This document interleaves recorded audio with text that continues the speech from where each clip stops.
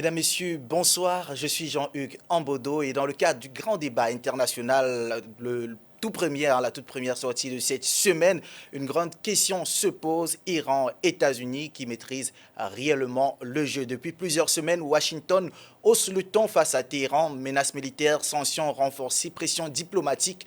Les États-Unis affirment vouloir contraindre l'Iran à renoncer à l'enrichissement de son uranium. Pourtant, dans les faits, la dynamique semble inversée car non seulement l'Iran refuse, de céder, mais il impose désormais son tempo. Les négociations que Washington souhaitait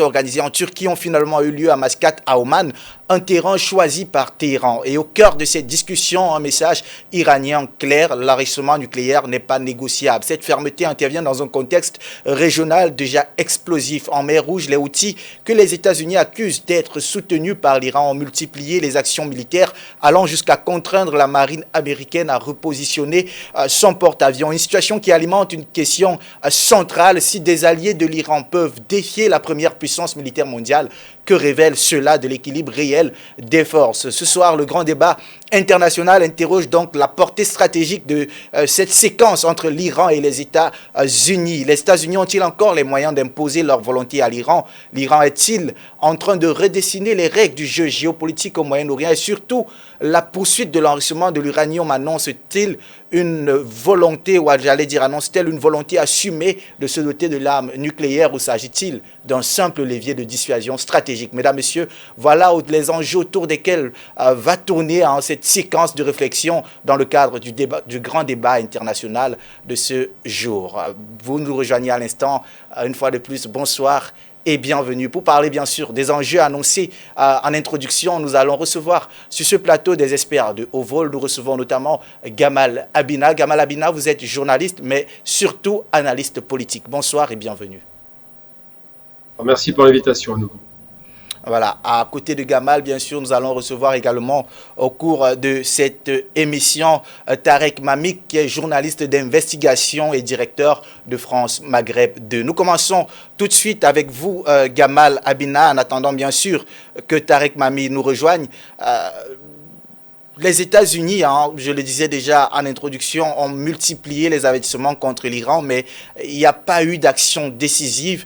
En mer Rouge, les Houthis ont perturbé le trafic maritime mondial et ils ont mis notamment en difficulté la flotte américaine. Est-ce que vous pensez aujourd'hui que les États-Unis peuvent encore transformer leur menace en acte à l'endroit de l'Iran? Difficile dans la mesure où les chefs d'état-major américains comprennent très bien les rapports de force.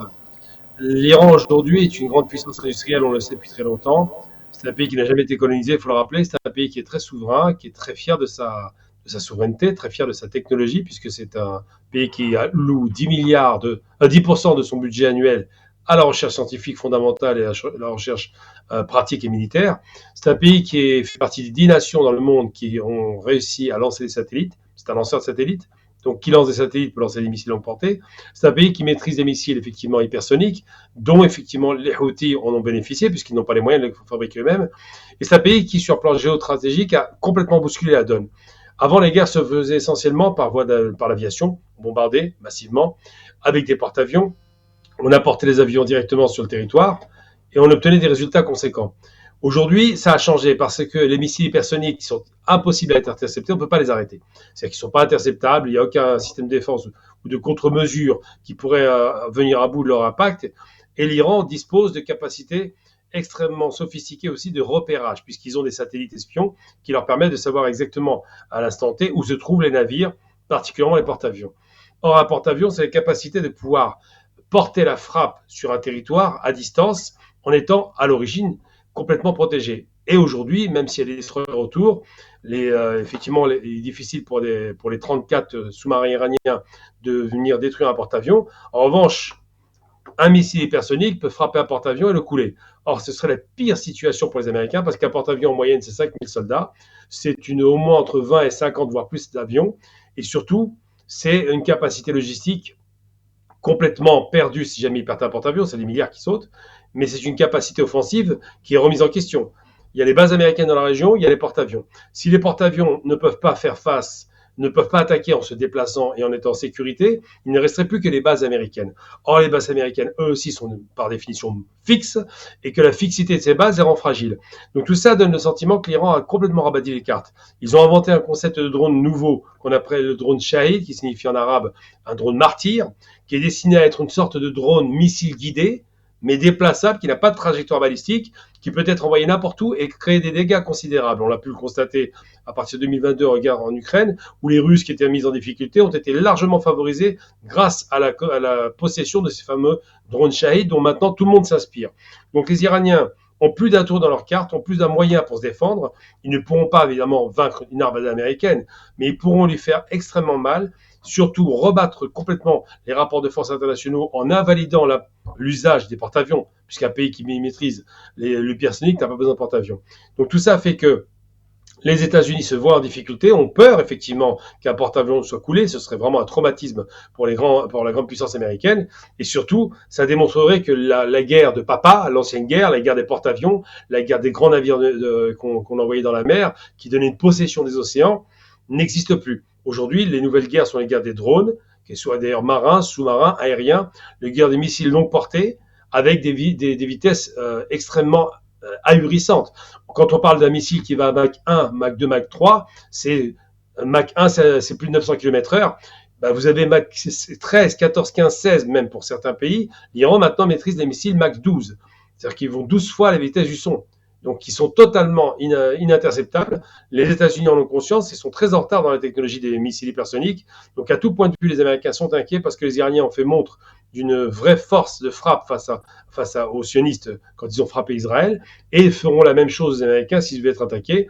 N'oublions jamais que l'Iran, c'est 90 millions d'habitants, c'est 1 million de kilomètres carrés, c'est un territoire immense et imprenable par le nord parce que c'est montagneux, difficilement prenable par le sud parce que les côtes sont très protégées, mais surtout l'Iran a su développer des capacités défensives balistiques, aériennes, sous-marines considérables qui la mettent à l'abri d'un envahissement potentiel des États-Unis.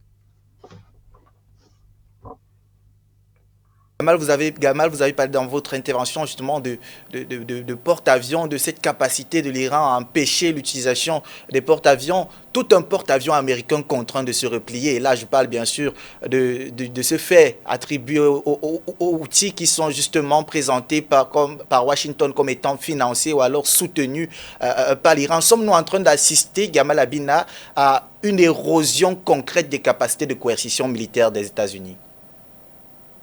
Je ne dirais pas une érosion, c'est un pays qui a entre 800 et 900 millions de dollars de budget annuel, qui a des capacités considérables d'intervention portée, mais cette érosion, elle ne va pas parce que le pays fait face à un pays qui est technologiquement avancé comme l'Iran. C'est-à-dire que l'Iran est inattaquable, et en mesure parfaitement de répondre à une attaque, et qu'il a les moyens technologiques de pouvoir reproduire à nouveau d'autres missiles, de pouvoir faire une solution industrielle de moyens de défense, avec une seule des zones très déterminées. Alors, l'Iran, c'est un système de stratification en termes défensifs. Vous avez d'abord, évidemment, les gardiens de la révolution, c'est comme terroristes en Europe maintenant. Vous avez les passes d'Aran, qui sont donc, effectivement, ce sont les corps constitués. Vous avez les Basinji, qui sont un peu partout dans la population, qui eux aussi garantissent, effectivement, la puissance de l'État sur une contre-insurrection potentielle. Et vous avez l'armée régulière iranienne. Donc, tout ça sont des systèmes de stratification militaire qui garantissent un verrou sécuritaire important. L'Iran, c'est aussi surtout un pays déterminé qui a un culte du martyr, on le connaît, le culte chiite qui consacre les martyrs. Donc quand quelqu'un meurt pour la cause de son pays qui est devenu une nation moins islamique qu'islamo-nationaliste, il y a un mélange d'islam et de nationalisme. Et bien tout ça donne effectivement à penser pour les chefs d'état-major américains, parce qu'ils disent si on fait face à ces gens-là, ils iront jusqu'au bout. Ils ont su tenir la dragée haute à l'Irak pendant 8 ans de guerre alors qu'ils étaient sous-équipés. Aujourd'hui, ils sont suréquipés et ont les moyens de résister très longtemps sur une offensive longue. Donc sur du long terme, l'Amérique ne tient pas. Sur du court terme, les guerres éclairs sont impossibles en Iran. Ils ont essayé de le faire pendant la guerre des 12 jours, mais ça n'a pas fonctionné. Il reste donc les guerres d'érosion. Et une guerre d'érosion est ingagnable par les États-Unis ou pour n'importe quelle puissance militaire. Donc l'Iran est dans une position de force en termes défensifs. Elle est capable de faire face à une offensive américaine qui serait très limitée dans le temps. Et elle ne refusera catégoriquement de reculer sur les questions de principe national que tout le monde partage en Iran, à savoir le nucléaire, l'enrichissement de l'uranium par les Iraniens et les moyens défensifs iraniens comme les missiles qui ont fait leur preuve avec la guerre des 12 jours. Gamal, lorsque vous parlez justement de ce refus catégorique de l'Iran de reculer, notamment sur certaines questions, je pense aux négociations. Et on se souvient que les dernières négociations, et ça encore je le disais en introduction de cette séquence de réflexion, Washington avait proposé que les négociations se déroulent en Turquie. L'Iran a catégoriquement refusé et a proposé Mascat, qui, il faut le rappeler, quand même est un partenaire traditionnellement neutre mais proche de l'Iran. Est-ce que on pourrait voir ici que voilà, l'Iran cherche à sortir, je veux dire, est-ce qu'on pourrait dire que c'est l'Iran qui cherche à sortir de l'isolement ou alors que ce sont les États-Unis qui tentent tant bien que mal de contenir une puissance régionale qui est devenue finalement incontournable et qui arrive même à imposer le lieu des négociations à Washington? Vous savez, dans l'art de la guerre, de ce fameux jeu, ce qui est dit, c'est que quand vous choisissez le théâtre d'opération, qu'il soit d'ailleurs diplomatique ou militaire, si vous imposez le théâtre d'opération, vous imposez le rythme du combat. Et en l'occurrence, lorsque les Iraniens demandent à aller plutôt à Amman, à Mascate, donc c'est la capitale, plutôt qu'en Turquie, à Ankara ou à Istanbul, c'est simplement pour dire nous n'allons pas dans un pays qui est votre allié, puisque la Turquie est membre de l'OTAN, donc allié de fait des États-Unis. Nous allons dans un pays qui est beaucoup plus neutre, qui nous est pas défavorable. C'est pas forcément des amis, mais ils n'ont jamais été offensifs contre nous. Un pays qui vous est aussi favorable quelque part, malgré tout, qui observe une neutralité bienveillante et qui est plus proche de notre culture régionale, puisqu'il y a des intérêts partagés entre l'Iran et évidemment les Émirats Arabes Unis, les Oman. C'est un pays effectivement très riche, c'est un pays qui a des raisons de s'inquiéter s'il y a un conflit, et c'est un pays qui n'a évidemment qu'un seul intérêt, c'est d'empêcher que ce conflit arrive. Donc ils font les médiations, c'est très bien. Les Iraniens ont compris qu'il fallait négocier sur un terrain favorable, donc le terrain de Mascate est le plus adapté pour eux. Ils ont compris qu'il fallait négocier avec un rapport de force qui leur est favorable, donc les menaces de part et d'autre ont fusé, mais les menaces iraniennes sont beaucoup plus crédibles aujourd'hui parce qu'on sait qu'ils ont une précision dans le tir et des capacités offensives longue portée qui sont très conséquentes. Et puis les Iraniens peuvent aussi compter sur des alliances de circonstances parfois ou des alliances stratégiques comme avec la Chine, où ils peuvent avoir du matériel militaire important et abondamment, parce que les Chinois sont le principal pourvoyeur de matériel militaire iranien, ces derniers temps je veux dire, et les Iraniens le principal pourvoyeur simplement de moyens de pétrole et de gaz à la Chine. Donc ils ont un intérêt partagé, ils ont un intérêt convergent, et ils voudraient conserver cet avantage. Donc les Iraniens ont su jouer finement la partition, ils ne sont pas isolés, ont su jouer la multipolarité, puisqu'ils ont aussi une alliance avec les Russes, qui sont leurs obligés, et ne sont pas intéressés par l'idée de se dire qu'on va avoir un diktat américain ou une Pax Americana, comme on le disait. On a vu le résultat en Irak, par exemple, c'était calamiteux. Donc les Iraniens ont su faire un maillage de la région d'alliances plus ou moins heureuses, mais le plus étonnant, c'est d'ailleurs que le Pakistan, qui leur était très hostile aujourd'hui, s'est rallié à la cause iranienne. Donc on sent bien que le monde change et tourne très vite. Même les Turcs, qui ne sont pas forcément très favorables aux Iraniens, puisqu'il y a une question d'empire, l'empire ottoman face à l'empire de Darius perse, même les Turcs ont su faire montre de neutralité, malgré tout, avec l'Iran, bien que membre de l'OTAN, ce qui posait problème pour les Iraniens. Mais aujourd'hui, effectivement, les cartes sont rebattues. Poser la question sur la puissance militaire américaine, est-ce qu'elle pourrait être un danger? Dans un pays faiblement équipé, qui n'a pas d'industrie et qui n'a pas les capacités technologiques, effectivement, la puissance américaine est extrêmement dangereuse. On l'a vu, par exemple, en Amérique du Sud, avec le Venezuela. En revanche, dans un pays où il y a une technologie avancée, des moyens défensifs conséquents et une industrie, c'est plus compliqué parce que les Américains n'ont quasiment, depuis la Seconde Guerre mondiale, jamais fait la guerre à un seul pays industrialisé. La dernière fois qu'ils ont fait la guerre, c'est contre le Japon et l'Allemagne. C'est les seules fois où ça leur a coûté très cher d'ailleurs, c'est le seul moment où ils ont fait la guerre avec un pays industriel. Mais ils avaient une alliance importante avec beaucoup de nations dans le monde. Aujourd'hui, c'est États-Unis versus Iran. Il est difficile d'imaginer que l'Amérique s'engage dans un conflit direct avec l'Iran, du moins un conflit même de courte portée. J'ai du mal à y croire. Ok, d'accord. Gamal, je reviens vers vous tout à l'heure. Le temps pour nous d'accueillir Tarek Mami qui nous a rejoint dans le cadre de cette réflexion. Tarek Mami, vous êtes journaliste d'investigation et directeur de France Maghreb 2. Bonsoir et bienvenue sur ce plateau. Bonsoir à vous, bonsoir à toutes les auditrices, à tous les auditeurs, bonsoir à mon ami Gamal qui vient d'intervenir juste avant. Excusez-moi si j'ai un petit essoufflement dans la voix, je suis un peu fatigué, mais c'est avec plaisir que je participe ce soir à votre émission sur cette thématique importante. Alors, Tarek Mami, je reste avec vous immédiatement. Nous avons noté hein, en introduction de cette séquence de réflexion et dans les interactions de Gamal Abina, bien sûr, et bien sûr, l'actualité en a beaucoup parlé ces dernières heures, le refus catégorique de renoncer à l'enrichissement de la part de l'Iran, et bien sûr, cette incapacité évidente de Washington à appliquer les menaces qui ont été justement évoquées, à appliquer les sanctions qui ont été, voilà. Alors, je ne sais pas si vous l'avez déjà cité sur votre antenne, mais lors de la première réunion entre le représentant américain et le ministre des Affaires étrangères iranien, excusez-moi, il y a eu une phrase terrible. L'envoyé américain dit: nous ne venons pas parler que de nucléaire, nous vous demandons trois choses. Premièrement, donc l'arrêt de tout ce qui est nucléaire.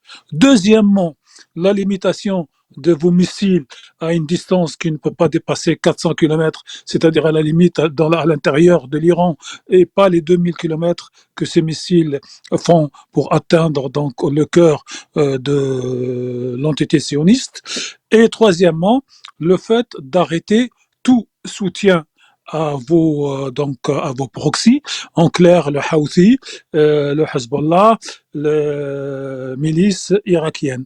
Et il termine par cette phrase: je vous dis ça parce qu'il va falloir que vous acceptez tout ou rien.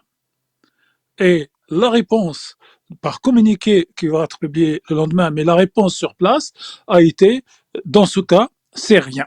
C'est-à-dire que pour qu'un pays parle avec cette certitude de dire vous prenez, vous exécutez toutes les demandes ou rien, répondre par rien, indique qu'il est sûr de soi. Aujourd'hui, la question en réalité qui se pose sur cette probable non-guerre entre l'Irak et l'Iran, est-ce que des bombardements, quel est le but d'abord américain?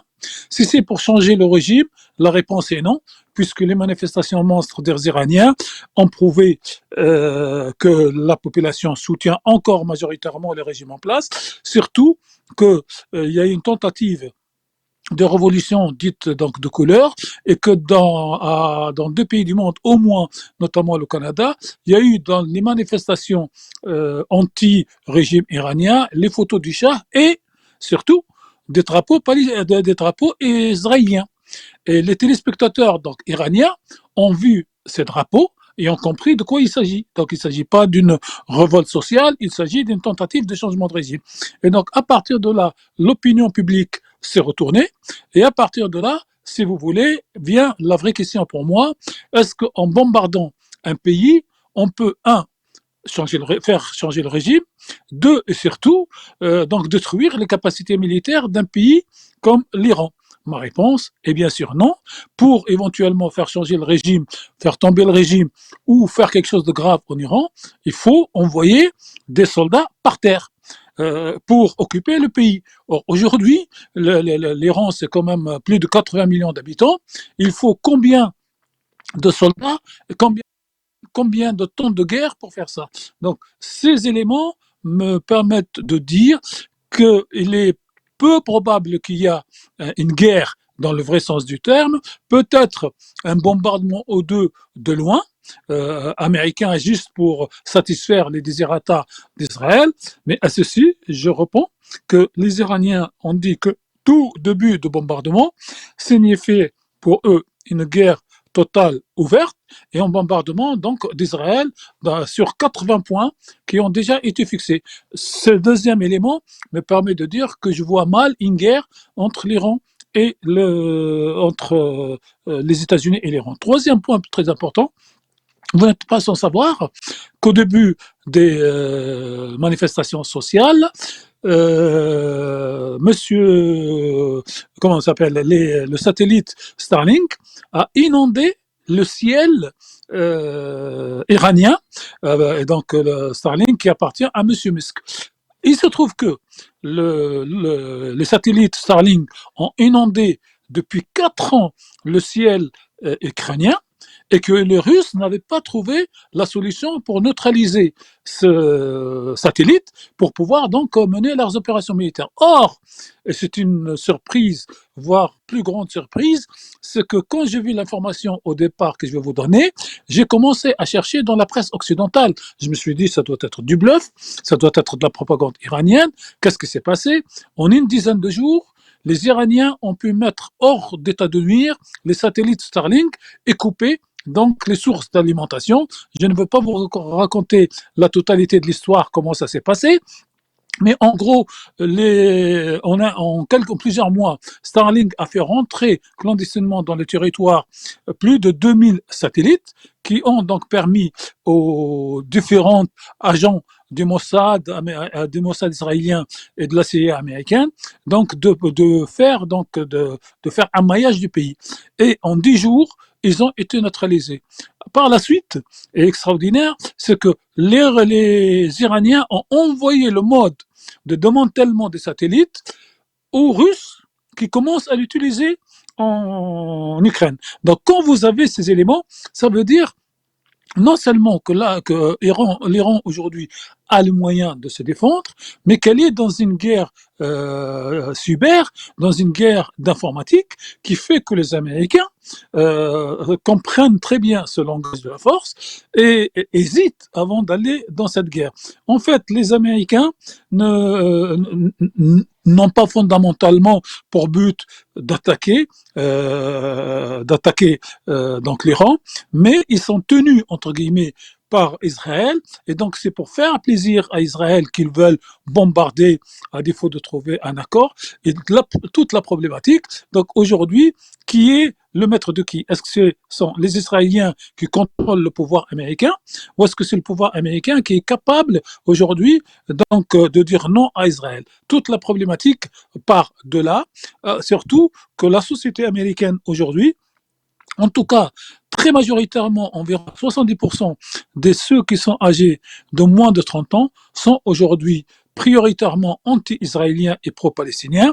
Et ceci change la donne à l'intérieur des États-Unis, tant aujourd'hui que surtout pour les 20 ans qui viennent, puisque cette classe d'âge de 30 ans, c'est celle qui sera demain gouverneur, procureur, président de la République, majoritaire au Sénat, majoritaire à l'Assemblée. Et donc, vous avez un renversement. Et Israël, aujourd'hui, pour résumer cette première intervention, est en train de courir derrière le temps pour essayer de rattraper ce qui est rattrapable avant que la bascule humaine, la bascule de génération ne se produise aux États-Unis. Merci à Tarek Mami. Vous avez en tout cas anticipé, très bien anticipé sur la question que j'allais justement vous poser tout à l'heure. Je voudrais me retourner vers vous, Gamal Abina, le chef de l'organisation nucléaire iranienne, Mohammad Eslami, a suggéré que Téhéran pourrait diluer ses stocks d'uranium enrichis à 60% si les États-Unis lèvent l'ensemble des sanctions. Est-ce que vous pensez, Gamal, qu'un tel scénario est possible? Non, ils peuvent parfaitement déporter, décaler, réduire le taux d'enrichissement, c'est pas un problème. Ce qui intéresse l'Iran, c'est pas le nucléaire militaire pour le moment. Ils sont au seuil de la bombe, on le sait tous. Ils en ont les capacités, c'est pas difficile de monter à 94% d'enrichissement avec par système de certification. Le Pakistan l'a fait avant et c'est une technologie qui est pour 14% d'Iraniens. Non, la question qui se pose, c'est quels sont les termes du débat. La seule chose avec l'Iran, c'est sur le balistique. Et pour cause. Ils ont l'expérience de Kadhafi, qui en 2003 va laisser tomber le terme de destruction massive, et à peine 9 ans plus tard, on va le détruire. C'est quand même quelque chose de remarquable. Les Iraniens n'ont pas perdu de vue. Dans l'expérience du passé, on a tenté de les déstabiliser. On l'a fait en 53 avec Mossadegh. À nouveau, la manœuvre de la CIA habituelle. Donc les Iraniens n'ont aucun intérêt à écouter ce genre de propositions. D'abord parce que c'est une perte de prestige et c'est une perte de souveraineté sur le plan défensif. Puis surtout, si on leur demande de ne pas enrichir l'uranium, ça signifie qu'ils deviennent dépendants de l'étranger, pour leur centrale nucléaire, celle de Boucher en particulier, et que le fait de posséder une nucléaire civile permet non seulement de faire des économies en termes d'énergie fossile, puisque vous pouvez exporter le surplus, mais surtout permet de montrer que c'est un pays qui est entré au XXIe siècle. Et je prends le passé, par exemple, le Shah d'Iran est un allié des Occidentaux depuis longtemps. Eh bien, le Shah d'Iran a tout de même fait une chose, c'est qu'à l'époque, il a revendiqué dans les années 70 la possession de l'uranium, c'est pour ça qu'il y a eu un rôle. le partenariat avec la France, afin de pouvoir enrichir l'uranium en Iran. Il a commencé par le faire en France, récupérer les stocks aussi pour alimenter les centrales. C'est un projet de longue date parce que la modernité passe nécessairement par le nucléaire. Même des pays comme le Japon, qui est quand même le pays ennemi des États-Unis, ont fini par se nucléariser.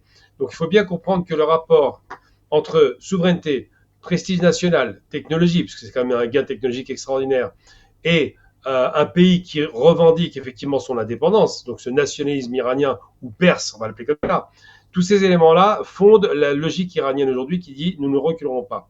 C'est-à-dire que la négociation peut se faire que sur une seule chose, c'est sur le nucléaire avec un taux d'enrichissement qui baisserait. Ça ne pose aucun problème. 3% suffisent pour pouvoir alimenter les centrales nucléaires. Les Iraniens enrichissent jusqu'à 70%, je crois maintenant.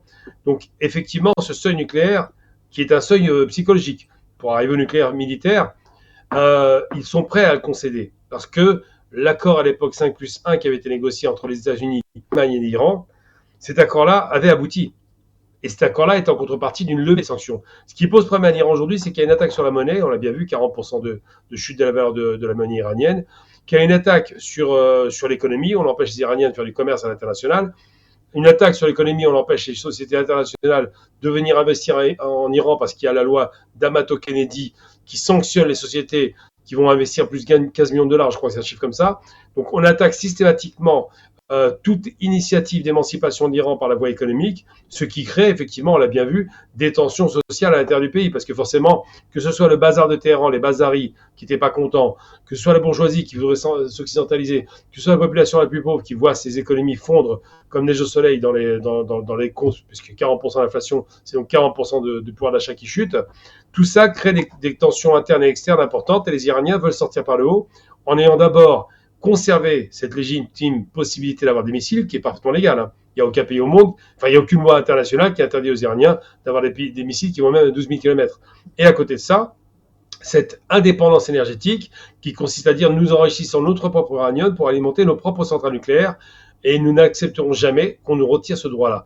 Donc la marge de manœuvre existe, c'est un enrichissement de 3 à 60%, ils peuvent réduire le taux d'enrichissement, ça pose aucun problème. Ils peuvent accepter le retour de l'AIEA, l'Agence internationale de l'énergie atomique, pour vérifier le process d'enrichissement et pour vérifier que l'Iran respecte les textes textes et conventions qui vont signer, mais ils ne reculeront pas sur l'essentiel. Le nucléaire est un prestige iranien qu'ils veulent conserver, et surtout le balistique est d'abord un moyen de défense considérable. Vous imaginez, les missiles qui touchent Israël, c'est 1500 km.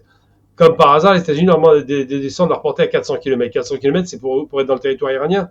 Ils ne se défendent plus. Ils sont même plus offensifs. Donc ça, c'est quelque chose qu'ils ne vont pas laisser. Ils se souviennent de l'exemple irakien, ils se souviennent de l'exemple libyen, ils se souviennent de l'exemple syrien. Ils comprennent très bien que la signature américaine ne vaut pas un copec. Oui, je reste avec vous, Gamal Abina. J'entends bien lorsque vous dites l'Iran ne vise pas forcément une utilisation militaire de son uranium. Il faut quand même préciser que l'Iran posséderait plus de 440 kg d'uranium enrichi à 60%, une quantité qui théoriquement est suffisante pour produire plusieurs armes nucléaires en quelques semaines si l'enrichissement est poussé seulement à 90%. Peut-on, dans ces conditions et avec ces données, être certain que voilà, l'Iran n'envisagerait peut-être pas de se doter de l'arme nucléaire quand on sait que ça peut être un excellent moyen de dissuasion au-delà des missiles balistiques déjà en possession de l'Iran?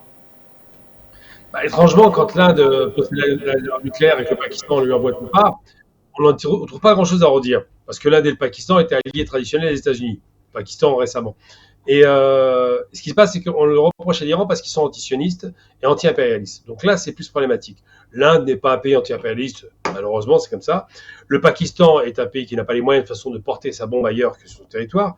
Et on sait très bien où sont les bombes. Par contre, l'Iran peut effectivement monter à 94%, c'est ça le taux minimum pour avoir du matériel fissile. Il pourrait le faire, mais il ne le fait pas pour deux raisons.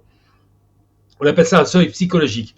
C'est-à-dire qu'ils sont au seuil de pouvoir le produire, mais ils ne le font pas. Donc ils ne se donnent pas l'autorisation de le faire, alors qu'ils pourraient le faire. Et ce n'est pas la quantité, disons 400 kg qui est enrichi à 60%, c'est qu'il faut arriver à un enrichissement supérieur. Or, il se trouve que Khomeini, avant de décéder, avait lancé une fatwa dans laquelle il disait « Nous ne pouvons pas utiliser cette arme, c'est l'arme du diable ». c'est des termes très religieux, mais il expliquait qu'effectivement, c'est une arme qui ne donne pas la possibilité à l'adversaire de se défendre. Donc c'était une arme immorale. Et qu'on regarde des principes religieux, il ne fallait pas utiliser une arme qui était aussi démoniaque, du point de vue effectivement de Khomeini. Donc cette fatwa, elle est restée, cette fatwa pourrait être invalidée, mais il y a un processus religieux pour ça. Et pour l'instant, l'Iran tient cette promesse. Ils n'ont pas développé l'arme nucléaire en vertu de cette fatwa. Est-ce que Khamenei va l'invalider? C'est une autre affaire, parce que la figure de Khomeini est très très sacralisée en Iran, mais aujourd'hui, le fait d'avoir le seuil de l'enrichissement à 90%, à 94%, est un élément psychologique de pression importante que l'Iran va continuer à utiliser en disant « Ok, nous sommes prêts à ne plus enrichir à un pourcentage aussi élevé, mais nous ne renonçons pas à la capacité d'enrichissement. » C'est-à-dire qu'on leur demandera de démanteler leur système de centrifugation, des centrifugeuses, ils refuseront catégoriquement. C'est une technologie qui a coûté très cher, qui est lourde, qui est difficile à acquérir, qui est difficile à maîtriser. Ils ont aujourd'hui un parterre de scientifiques de très haut niveau, des milliers de scientifiques qui savent cela. C'est un acquis pour l'Iran. Ils ne reculeront pas, évidemment. Ça va de soi que les Américains vont faire pression. Et le minimum qu'ils vont obtenir, je pense, de la part des Iraniens, ce sera un mot qui reviendrait au principe de l'accord de 2015. On réduit l'enrichissement d'uranium, on est sous le contrôle de l'IEA, mais on ne bouge pas sur le reste. Les missiles seront toujours notre souveraineté et notre capacité d'enrichissement d'uranium pour le nucléaire civil sera maintenue. Je reviens vers vous à présent, Tarek Mami. Pensez-vous également, hein, comme Gamal Abina, que voilà, l'Iran ne pourrait peut-être pas, ou alors n'envisagerait peut-être pas de se doter de l'arme nucléaire, quand on sait quand même qu'en face, il y a cet adversaire américain qui aujourd'hui, notamment avec Donald Trump à la tête de ce pays, est très imprévisible et peut, malgré aujourd'hui les inquiétudes liées à l'éventualité de mettre en application des menaces qu'ils ont déjà eu à proférer, pourrait quand même, contre toute attente, demain ou après-demain, poser un acte auquel l'on ne s'attendait pas du tout. Est-ce que, clairement, dans ces conditions, l'on n'est pas en droit de penser que l'Iran pourrait envisager aujourd'hui de se doter concrètement de l'arme nucléaire? Si la question me posait à moi? Oui, oui, bien sûr, la question s'adresse à vous, Tarek Mami. Merci à vous. Donc, je ne veux pas revenir sur ce qui a été développé par Gamal Abina. Gamal Abina, mais en Occident, on ne comprend pas la mentalité des musulmans en général, des chefs religieux en général, et surtout, ils ne comprennent pas la façon de fonctionner des chiites musulmans. La fatwa de Khomeini, je vais peut-être exagérer, mais c'est devenu pratiquement comme un texte sacré et il est très très difficile pour pouvoir la contourner ou l'amender. Gamal Abina l'a dit, la personnalité de Khomeini est quelque chose d'extraordinaire dans la hiérarchie chiite et personne ne peut aller contre. Donc il faudrait réunir des collèges et des collèges et des collèges de juristes et de religieux chiites pour pouvoir outrepasser. D'où le fait que les Iraniens, sachant qu'ils ne peuvent pas aller au seuil de la production de l'arme nucléaire honnie et interdite par Khomeini, ils se sont très tôt et très vite tournés vers les missiles balistiques qui aujourd'hui vont très très loin. Le dernier, par exemple, qui s'appelle Khoshamar numéro 4, et lui, il fait 16 fois la vitesse du son. Et il ferait donc de l'Iran pardon, à Israël le trajet de 2000 km en moins de 10 minutes. C'est ce qui fait que l'arme nucléaire, si je peux me permettre la comparaison, l'arme nucléaire des Iraniens est aujourd'hui le missile balistique qui dépasse la vitesse du son. Les Iraniens ont inventé une autre arme qu'on appelle électromagnétique, qui est capable, à courte distance, de bloquer le fonctionnement de tout ce qui est électricité, et tout ce qui est informatique. Ce qui fait que les avions, cette fois, quand ils vont arriver sur le ciel de Téhéran ou de l'Iran, vont être perturbés et donc ne pourront pas viser les cibles choisies à l'avance. Donc aujourd'hui, en fait, l'Iran pose problème, non pas à l'humanité, mais aux Américains, aux Israéliens, puisqu'ils ont produit des armes, je dirais pas non conventionnelles, mais disons non habituelles. D'habitude, il y a les armes classiques et puis il y a l'arme nucléaire. et les Iraniens, ils ont les armes classiques, l'arme donc les missiles, qui dépassent la vitesse du son jusqu'à 16 fois, et les armes électromagnétiques. Ce qui fait que, si vous voulez, ils posent un nouveau problème à l'armée américaine. En plus, il paraît qu'à l'intérieur des États-Unis et au niveau du Pentagone, quelques chefs militaires ne sont pas d'accord avec cette opération en Iran. Il la fera, ils le feront et ils procéderont à l'opération. C'est le président Trump donc, dans l'ordre de l'affaire, mais il déconseille d'attaquer l'Iran parce que ce n'est pas une promenade. Quand on voit comment l'armée américaine, il y avait plus de 450 000 hommes en Irak, a fini par se retirer, alors que l'Irak, c'est pas l'Iran, ni en termes de nombre de population, ni en termes d'armement. C'est des petits groupes armés avec des armes, presque des armes de poing, qui ont pu faire partir donc les Américains. Et je pense que l'exemple auquel les militaires américains pensent le plus, c'est l'exemple de l'Afghanistan. Est-ce que l'Afghanistan a un missile? Est-ce que l'Afghanistan a un avion? Est-ce que l'Afghanistan a une bombe nucléaire? L'Afghanistan n'a rien. L'Afghanistan ont des hommes avec une conviction qu'il fallait battre les Américains. Ils ont mis 20 ans entre l'invasion et la fuite des Américains, et la fuite des Américains, elle rappelle la fuite des Américains du Vietnam. Donc il faut, je pense, pour les Américains, pour Trump surtout, mais Trump a un vrai problème, lui, avec Israël, c'est comment arriver à expliquer à Israël qu'il ne peut pas faire la guerre, ou à imposer à Israël à ne pas faire la guerre, quitte à ce qu'ils lui fournissent les armes pour qu'elle essaye. Or, Israël, aujourd'hui, depuis la fameuse guerre de 12 jours, sait qu'elle ne peut pas mener la guerre à l'Iran, qu'elle n'a aucune chance de la gagner, comme elle l'a gagnée contre les pays arabes, qui, eux, dont les chefs ne sont pas motivés, dont les soldats sont des soldats, si vous voulez, de carrière, qui sont là pour gagner leur vie. Ils auraient pu être boulangers ou coiffeurs, ben, ils sont militaires. Alors que vous avez chez les pasdarans, c'est-à-dire les gardiens de la révolution iranienne, 250 000 hommes qui rentrent dans l'armée par conviction religieuse de la victoire de l'islam en général et à la limite de l'histoire de l'islam chiite en particulier. Et donc ces gens-là, il faut comprendre un point, j'allais dire très particulier et très psychologique, c'est que pour ces 250 000 soldats pasdarans, donc gardiens de la révolution, toute mort est un martyr. Tout martyr amène au paradis. Donc vous ne pouvez pas mener une guerre entre des gens, des militaires qui viennent faire la guerre et qui attendent le jour de la fin de la guerre pour repartir en boîte de nuit le samedi soir, et des gens qui mènent une guerre en se disant soit on gagne la guerre, soit on va au paradis. Donc les paramètres ne sont pas les mêmes. Et en Occident, on ne veut pas, je ne dirais pas qu'on ne peut pas, mais on ne veut pas comprendre ces paramètres psychologiques dans cette guerre, dans ce conflit donc avec l'Iran.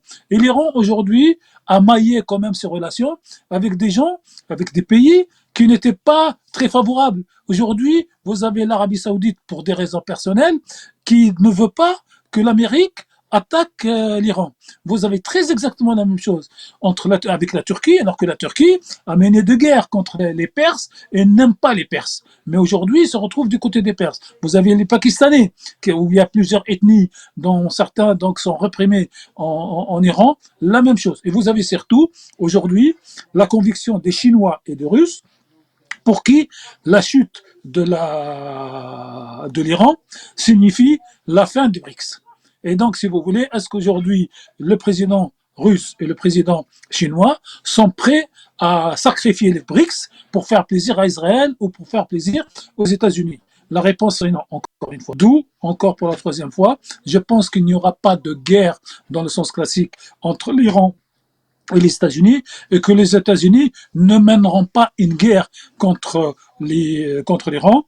Ils essayeront de convaincre l'Iran de céder sur effectivement la capacité nucléaire, mais jusqu'à un certain point, comme l'a développé mon camarade Gamal Abina. Mais de l'autre côté, si vous voulez, Israël n'est pas capable de faire la guerre ou de gagner la guerre. Et donc vous avez, je pense qu'il faut que les auditeurs de votre chaîne retiennent une seule idée. Est-ce qu'aujourd'hui, les États-Unis, Israël a la capacité de faire une guerre à l'Iran? Réponse non. Et surtout pas de la gagner. Deuxième question, la même chose pour les États-Unis. Réponse non, et surtout pas pour la gagner. Donc aujourd'hui, qu'est-ce qu'il faut faire avec ce nœud gordien qu'est devenu l'Iran et qui impose sa façon de voir au monde? Comment l'Occident, comment les États-Unis, l'Europe n'en parlons même plus, puisque vous savez que les Américains ont accepté une condition.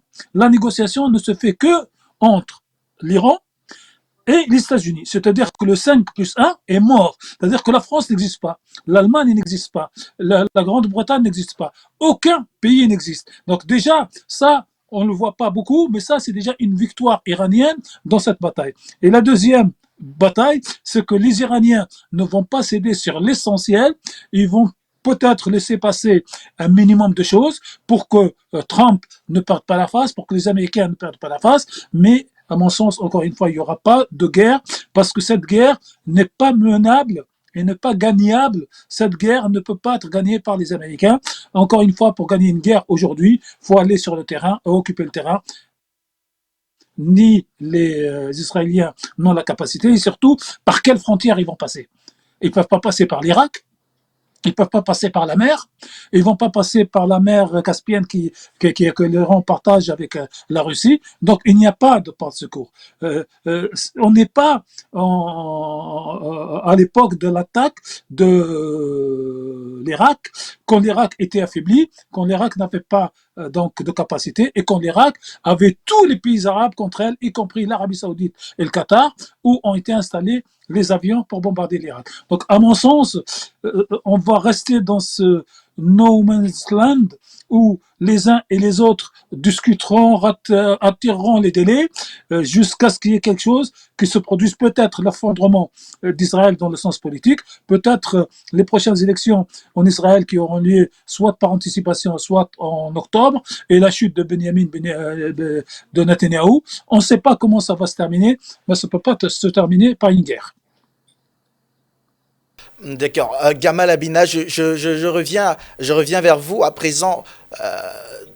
De toutes vos interventions, une chose ressort, en tout cas en commun entre votre intervention à vous, Gamal Abina, et celle de Tarek Mami, c'est que il n'y aura pas de guerre, en tout cas, entre l'Iran et les États-Unis d'Amérique. Et bien sûr, l'Iran dit non à l'arrêt total de l'enrichissement et au transfert de ses stocks vers un pays tiers.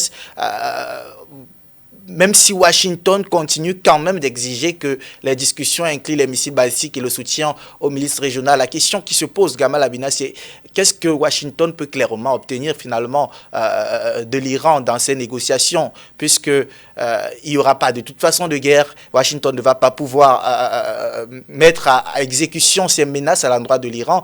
Il n'y aura pas de guerre entre l'Iran et Israël, et l'Iran dit non à l'abandon de l'enrichissement. Que peut finalement obtenir Washington? Je pense qu'il n'obtiendra que la négociation sur le contrôle du nucléaire civil, en substance une réduction de l'enrichissement de l'uranium. C'est-à-dire qu'ils enrichiront toujours, mais pour des fins civiles. Le seuil psychologique est largement atteint, je pense qu'ils sont passés de 20 à 40%, puis 60%. Donc je pense qu'ils sont peut-être quasiment déjà en mesure de pouvoir produire une bombe, mais ils ne le font pas. C'est un rapport de force qui s'installe, un rapport de négociation. L'AIEA sera le chapeauteur de tout cela. Trump ne peut pas faire pression sur l'Iran, il le sait très bien. C'est un pays, ça a été dit à l'instant par mon collègue et ami Tarek Mami, c'est un pays qui est imprenable, par aucune voie, du nord au sud-est en ouest, il n'y a aucun moyen de le prendre. C'est un pays qui, s'il devait être pris, il faudrait sacrifier énormément de soldats, et l'Amérique n'est plus prête à cela, surtout qu'en plus ils ont moins en moins de jeunes à donner pour l'armée. Et c'est un pays qui est déterminé, le culte chiite, le culte du martyr, le sacrifice pour la nation, l'idée de l'islamo-nationalisme qui est très présente, à la fois un nationalisme et une religion très forte, et la fierté nationale qui se souvient de 53, il se souvient de Mossadegh. L'inconscient collectif iranien a très mal vécu cette intervention de la CIA à l'époque et n'acceptera jamais une intervention américaine. Et puis surtout, les Iraniens ont passé leur temps, enfin les Américains ont passé leur temps à se heurter au mur iranien, que ce soit la révolution islamique, la tentative de libération des otages en 80, les différentes interventions soutien à l'Irak pour faire tomber la République islamique, les différents mouvements de déstabilisation du pays par Stuxnet et tout un tas de moyens de guerre électronique, la tentative multiple et pas une seule, multiples tentatives de manifestations et de créer des conditions de chaos pour faire tomber la République, rien n'a abouti. Parce qu'il y a un nationalisme très fort en Iran et ils ressentent parfaitement la manœuvre. Le problème des Américains, c'est qu'ils arrivent sur un terrain connu pour les Iraniens. Le martyre de Mossadegh, méthode de déstabilisation, des fausses manifestations, le retour d'une dictature royale, tout ça, ils n'en veulent plus. Donc, à part la bourgeoisie qui était expatriée et qui voudrait le retour du Shah d'Iran, puisqu'ils étaient très bien placés avec lui, le peuple n'est pas intéressé. Ensuite, le pays a fait un saut qualitatif en termes d'éducation, de technologie, de développement, en dépit de cet embargo qui est prend du temps. Donc, c'est un pays qui n'est pas du tout en mesure de revenir en arrière. Et l'idée que les Américains voudraient, c'est une négociation à bâton rompu, où on demande le plus pour avoir le moins, tout simplement. C'est The Art of the Deal de Trump, il l'a écrit. C'est-à-dire qu'il exagère sa position pour demander le moins. Mais on l'a déjà observé récemment avec la Corée du Nord. Il a été jusqu'à dire qu'il allait la nukem, donc l'exploser la bombe atomique, et il a été faire la bise au leader nord-coréen. Donc il y a beaucoup d'esbroufs, beaucoup d'exagérations. Je pense que s'il devait y avoir une frappe, elle serait purement symbolique, et j'en veux pour preuve que durant la guerre des 12 jours, les Américains ont prévenu les Irakiens qu'ils allaient procéder à une frappe dans les zones nucléaires, enfin les zones supposées de production nucléaire, et que, in fine, c'était un gentleman agreement, ils se sont mis d'accord, donc les Américains ont frappé, les Iraniens ont frappé à leur tour sur la fameuse base américaine basée au Qatar, et ça n'a rien donné. Ça a donné juste un arrêt du combat, on se met d'accord, personne ne perd la face. Là, c'est pareil, ce sera un concours de qui perdra la face. Je pense que les Américains vont tout faire pour ne pas perdre la face, évidemment, et je pense qu'in fine, ils se satisferont d'un accord à minima sur le nucléaire, avec un contrôle de l'AIEA, qu'ils diront c'est bon, les Iraniens sont des good guys, comme dirait Trump, parce qu'il passe son temps à qualifier le monde entre bad guys et good guys, c'est assez ridicule, c'est très manichéen, et ils finiront par dire on a pu s'entendre avec eux. Je rappelle qu'avant d'arriver à la négociation à Mascate, c'était tambour et trompette, on va bombarder, on va y aller, on envoie nos forces, une concentration faramineuse de forces américaines, et finalement, ils sont arrivés quasiment aux frontières, et c'est à ce moment-là qu'on a négocié. Donc je pense que le cas de la négociation est ouvert, que la discussion sera faite effectivement à bâton rompu pour que chacun y trouve son avantage, et que l'objectif en substance, c'est que personne n'y perde la face. Les Iraniens ont expliqué leurs exigences, elles sont claires, hein. Ils ne reculeront pas, il y aura des concessions à minima, les Américains vont claironner qu'ils ont obtenu une victoire stratégique décisive, mais c'est vrai que l'enjeu principal en vérité, c'est pas tellement l'Iran. S'il n'y avait pas la question sioniste à côté, je pense que les Américains ne seraient pas dérangés par la présence iranienne. Sauf que l'Iran a un marqueur très fort, il ne veut pas d'Israël. Il est anti-sioniste. Il est pour la Palestine. Donc ça, c'est un problème pour les Américains, parce que leur petit protégé est en danger par cette grande puissance qu'est l'Iran. Et surtout, l'Iran, avec cette guerre des 12 jours, a démontré qu'Israël n'était pas une grande puissance. C'est un pays qui a des avions, des F-35 qui bombardaient, ils ne pourront plus le faire maintenant parce qu'il y a les moyens d'interception, qui a des services de renseignement qui ont plus ou moins bien fonctionné, mais les services de renseignement israéliens ont été aussi infiltrés par l'Iran, donc ils ont démontré qu'ils étaient capables de faire la même chose. Et surtout, c'est un pays qui a montré sa fragilité avec les frappes de missiles à longue portée, où ils ont été littéralement traumatisés. C'est la première fois qu'ils prennent une raclée de ce niveau-là parce qu'ils ont perdu la guerre, il faut être très clair. Hein. Si l'Amérique vient pour les sauver, c'est qu'ils perdent la guerre. Et aujourd'hui, ce qui intéresse les Américains, c'est la sécurisation d'Israël au profit effectivement de leurs propres intérêts, parce qu'Israël étant le bras armé américain de la région, donc c'est ça qui les inquiète. Mais je pense que là-dessus encore, il va y avoir un accord. Alors les proxys ne seront pas démantelés, ça j'y crois pas du tout, mais ils vont faire en sorte de réduire un peu le soutien. Parce que les Américains ont marqué des points sur la Syrie, par exemple, c'était dit tout à l'heure par M. Mami, ils ont marqué des points effectivement, ils ont reculé sur l'Irak, c'est un échec total, ils ont perdu en Afghanistan, ils vont reculer en Syrie parce qu'ils seront obligés de partir à un moment donné ou à un autre, et ils sont de moins en moins crédibles en termes de force offensive vis-à-vis, je le rappelle, d'une grande puissance industrielle. La dernière fois, je vous dis que les États-Unis ont fait une guerre industrielle avec une grande puissance industrielle, c'était l'Allemagne et le Japon. Depuis, ils n'ont fait la guerre qu'avec des guérillas et ils ont systématiquement perdu leur guerre. Je veux dire, quand vous voyez ces Afghans avec leurs guenilles qui arrivent avec leurs sandales et qui ont battu la première puissance militaire au monde, il faut se poser des questions. Ils sont partis, c'est rappelé comme à Saigon, comme des voleurs, avec des avions qui jetaient littéralement des malheureux qui s'accrochaient dessus. C'est dire un peu l'image calamiteuse. Ils ont reproduit exactement la même chose parce que c'était pas un départ négocié ou volontaire. C'était une fuite. Et quand on fuit un théâtre d'opération, c'est que vraiment le conflit est perdu totalement et que la panique était consommée. Donc aujourd'hui, je pense que s'il y a une frappe américaine, elle sera purement symbolique, comme c'était le cas quand ils ont frappé Natanz, et qu'à l'arrivée, il y aura négociation. Alors, Tarek Mami, nous allons probablement en sortir de cette séquence de réflexion par vous. le président américain doit rencontrer le premier ministre israélien. Vous en parliez déjà justement de cette relation entre Washington et Israël. Gamal vient d'y faire allusion encore. Je le disais, le président américain Donald Trump doit rencontrer donc Benjamin Netanyahu le 11 février 2026. C'est notamment après-demain, hein, mercredi, à Washington pour, dit-on, aligner leur stratégie avant de nouveau parler. Doit-on s'attendre à quelque chose de concret de cette rencontre entre présidents américains et israéliens?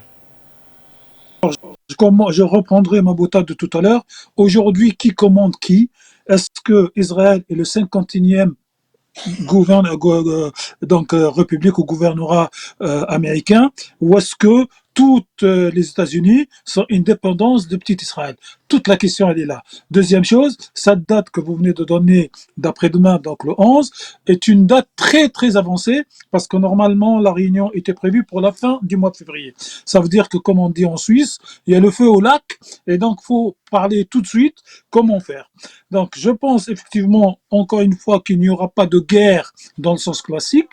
Peut-être qu'il y aura un bombardement actuel fait par les Américains pour envoyer le message qu'on a frappé l'Iran. Parce que si vous voulez, la question que je pose à vos téléspectateurs, et ils peuvent échanger entre eux, Trump, lors de la guerre de 12 jours, a dit qu'il a détruit définitivement le programme nucléaire iranien. Alors s'il l'a détruit pendant la guerre de 12 jours, pourquoi revient-il pour discuter de nouveau de cette question nucléaire, puisqu'il n'y a plus rien? Cela veut dire qu'il a menti, tout simplement, qu'il n'a rien détruit du tout, et qu'aujourd'hui, c'est les Israéliens qui le poussent au bout pour repartir. Et les Israéliens, eux, savent qu'ils n'ont pas les moyens de résister, parce qu'imaginez pendant une fiction de 5 secondes, pas 1 heure, 5 secondes, que les Américains décident de ne pas donner les missiles antimissiles à Israël, que peut faire Israël? Rien. Je vous rappelle que pendant la guerre de 12 jours, quasiment la totalité de la population israélienne, c'est-à-dire 7 millions, se cachait dans les abris souterrains de temps en temps quand un missile iranien arrive dans n'importe quelle ville d'Israël. Donc vous avez tous ces éléments qui font qu'aujourd'hui, il y a une piège stratégique. Ce n'est pas l'Iran qui a tendu le piège aux Américains ou aux Israéliens, ce sont les Israéliens qui ont tendu un piège pour eux-mêmes, puisque ça fait plus de 20 ans que Benjamin Netanyahou, chaque fois qu'il va à l'ONU ou quelque part, commence par crier, dans 3 mois, l'Iran aura la bombe nucléaire. Donc les 3 mois de Benjamin Netanyahou sont longs, ça fait 20 ans. Donc 3 mois en 3 mois, ça fait 20 ans. Et donc les Israéliens, en fait, leur objectif c'est quoi? Sans la solidité de l'Iran, Israël aurait déjà occupé officiellement et colonisé une partie donc, du Sud-Liban, une partie de l'Irak, une partie de la Syrie, une partie du Sinaï, donc en Égypte, et la quasi-totalité de la Jordanie. Et qui c'est qui s'oppose de fait à cette occupation? C'est l'Iran. L'Iran par ses proxys, par les milices et par le fait qu'elle bombarde. Alors le paradoxe, c'est que les Israéliens voudraient occuper la majeure partie de la Jordanie, mais quand les missiles iraniens arrivent, c'est l'armée jordanienne qui essaye de les intercepter. Donc vous avez des choses en géopolitique incompréhensibles aujourd'hui au niveau de la logique, mais vous avez un pays qui est industrialisé qui s'appelle l'Iran, et vous savez, j'ai lu il y a quelques mois une étude sur la production entre guillemets bien sûr, des ingénieurs dans le monde. Aujourd'hui, l'Iran est le premier pays producteur d'ingénieurs dans tous les domaines.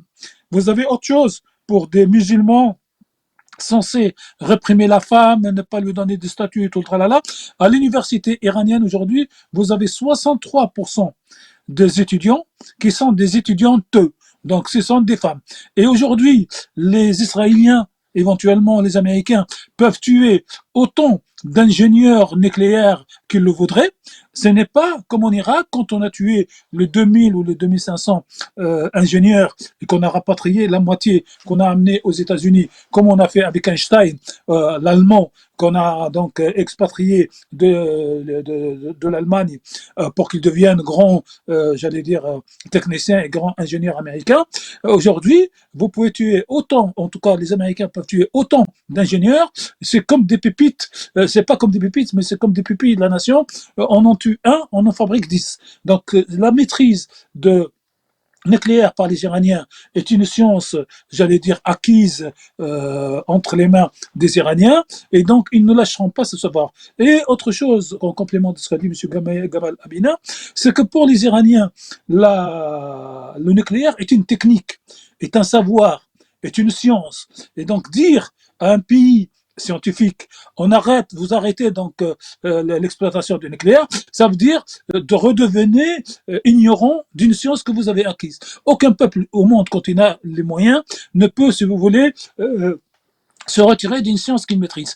Et tout ça fait que la situation est tellement complexe que va proposer Netanyahou? Il va demander exactement les trois choses aux Américains, donc l'arrêt du nucléaire, l'arrêt des missiles, l'arrêt des soutiens des proxys, et comment ça s'appelle? Et Trump va lui dire oui, oui, oui, mais devant la table de négociation et devant la réalité, devant la vérité du moment, il ne pourra pas le faire. Et donc tout ça, si vous voulez, pour Netanyahou par exemple, c'est une façon de durer au pouvoir, parce qu'il tient des discours à l'intérieur.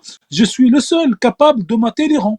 Il n'a rien maté du tout en 20 ans de pouvoir, mais il va continuer à tenir ce discours. Et ce discours va donc enflammer les nationalistes israéliens, les sionistes donc en feu, et qui vont dire oui, oui, il faut qu'on maintienne au pouvoir Netanyahou pour qu'il puisse lui résister aux Iraniens, puisque les autres premiers ministres parlaient certes de l'Iran, mais pas avec cette, comment dire, longévité et avec cette force de répéter toujours le clou Iran nucléaire, Iran nucléaire. Et tout ça fait qu'aujourd'hui, nous rentrons dans une phase de négociation très très longue.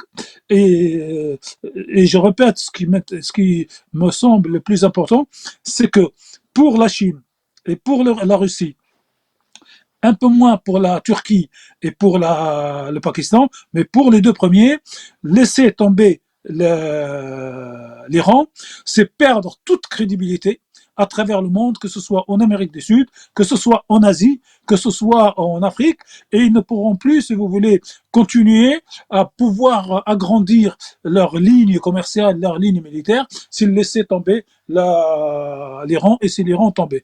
Donc, pour moi, le BRICS est beaucoup plus important pour les Chinois et pour les Russes que tout le reste dans leurs rapports internationaux, puisqu'ils cherchent le multilatérisme aujourd'hui, contrairement à la domination américaine qui veut contrôler seul le monde. Je pense qu'on peut terminer cet entretien avec ces phrases.